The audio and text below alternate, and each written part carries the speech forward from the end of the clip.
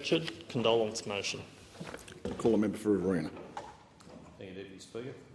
I wear the poppy pin in respect, remembrance and indeed awe. Today we gather again to pay tribute to Thomas Page Pritchard, and we should respect him. We do remember him and we are in awe of him.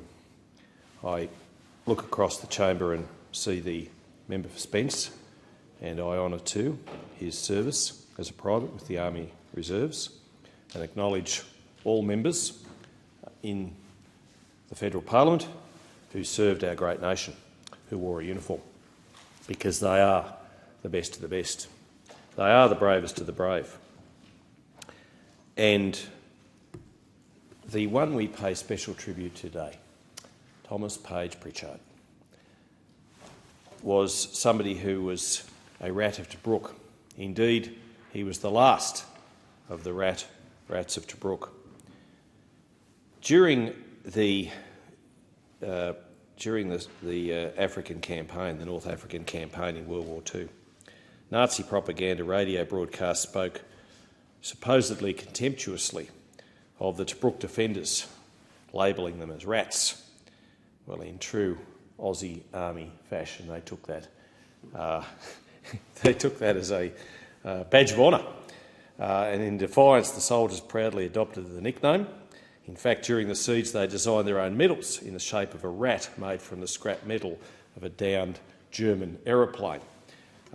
You just got to love. You've got to love Australians. You've got to love our soldiers. You've got to love those in the Australian Defence Forces. I note with interest last week that when the Prime Minister and the opposition leader began the tributes, the parliamentary speeches in relation to our fallen hero, neither of them, in their very eloquent remarks, mentioned Thomas Page Pritchard's age. There's probably a good reason for that, because no one's quite sure whether he was actually 102 or 103.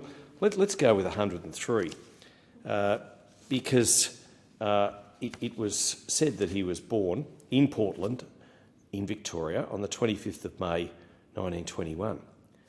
But he was a man who lied about his age and said it was 1919 so that he could serve. He lied about his age so that he could line up with his friends, with his comrades, to serve our nation. These days, some men lie about their gender so they can compete in women's sport. This was the finest generation of men, of brave souls who went to serve their nation in times of peril, enormous peril. None of them knew if they were ever going to return home, to return to the loving arms of family and friends. Yet many of them went to war and laid down their lives for their friends, for their nation. And I attended a war remembrance service in Wagga Wagga, home of the soldier, Kapuka Blamey Barracks, just the other day. And a veteran, a digger, came up to me and he said this was the greatest generation, and he was referring to those still living from World War II and those who sadly have gone to rest, their eternal rest. And he was right, because they were the greatest generation. And the siege of Tobruk in 1941, what a campaign. Australians fought in land and air campaigns in Egypt and Libya, in North Africa. And they were up against forces led by German Field Marshal Erwin Rommel. And they had great respect for Rommel and his Africa Corps. And it was a vital campaign in World War II. But defenders at Tobruk, our men, our heroes, they had to adjust to life in stifling heat. Some of them were quite used to it, given the fact that they'd been in Australian summers, but this was a heat that was intense. They were under constant artillery and air bombardment. Supplies of food and water were limited. The troops were plagued by flies, by fleas and by illness, and many of them would have been well aware, those who knew their history, of a campaign a little further south, the Boer War, of the Second Boer War, in fact, of 1899 to 1902, where more men died because of disease rather than bullets. But spirits remained high, as they always do, because that's our Australian soldiers. That is the spirit of the Khaki, which stretches from the Boer War and Gallipoli right through World Wars, Vietnam, Malaya, Korea, Afghanistan, all the other campaigns, and we train the best of the best in my hometown. And we're very proud of that. We're very proud of being a garrison town.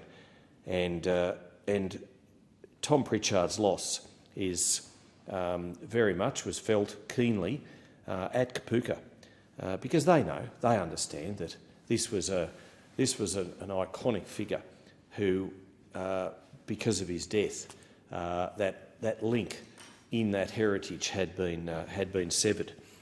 And Mr Pritchard was also well aware of the responsibility that he had probably unwantingly shouldered as the lone-known surviving Australian rat. And in 2020, his dying mate and fellow Tobruk veteran, Alf Jackson, who was 101, he asked him to carry the torch for those who had passed on. And Alf knew that he wasn't long of this world. And he said, "Can you do that for me, Cobber?" And Mr Pritchard said he would try.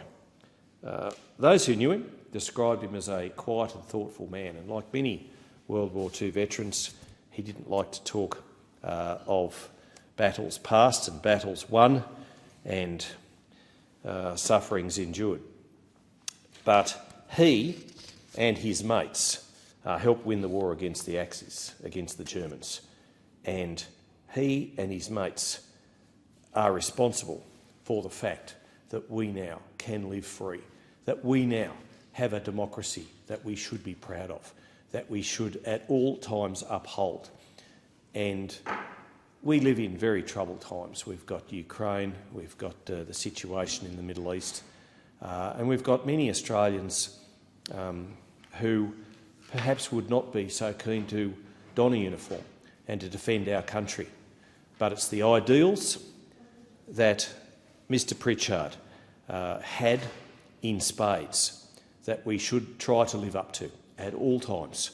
And we should remember him and all others, the 103,000 names on the Australian War Memorial Roll of Honour just down the road.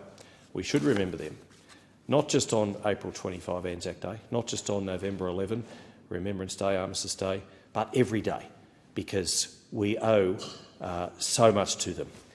We should always remember. Thank you, Mr Pritchard, lest we forget. The question is that the motion be agreed to, and I call the member for Spence. Well, thank you,